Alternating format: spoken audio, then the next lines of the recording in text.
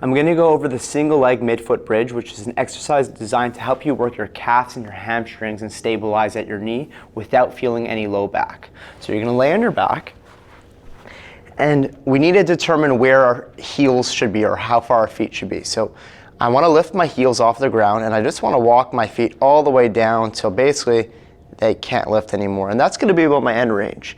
Now if this is a little too hard for you, you could come a little bit closer, but this is not a classic glute bridge where I'm super close with my heels to my bum and lifting and pushing in that type of way. It's the subtleties are what matters a lot in this exercise. So I'm going to be here. Here's about my limit, and now the key thing here is that I don't want to have my knee outwards like this. I really want to feel the inside edge of my foot. So sometimes I put a sock underneath the arch to really make sure I have strong intention through there. And your knee is going to be more inside. Now this leg will be towards your chest, and you're going to press through your feet to create tension. Now the goal is not to put pressure in your heel as much as the midfoot and the forefoot, so like shoelaces and beyond. The heel is going to be on the ground, but I don't want the pressure mainly in the heel, more through the midfoot, forefoot.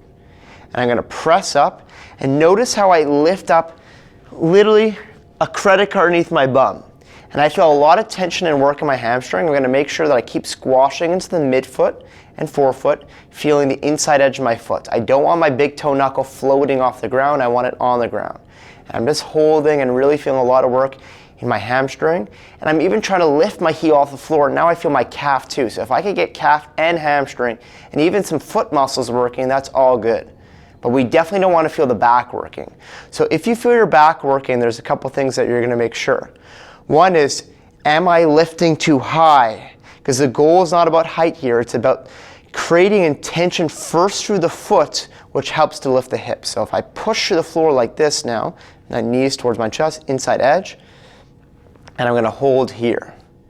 Now if that still doesn't work, you could go two legs just to start off with. Really squash your feet and lift up half an inch, feeling those hamstrings and calves working without the low back. Exhaling, quiet inhales.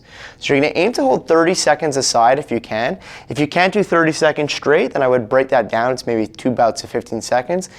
And it's normal to feel like your hamstrings want to cramp.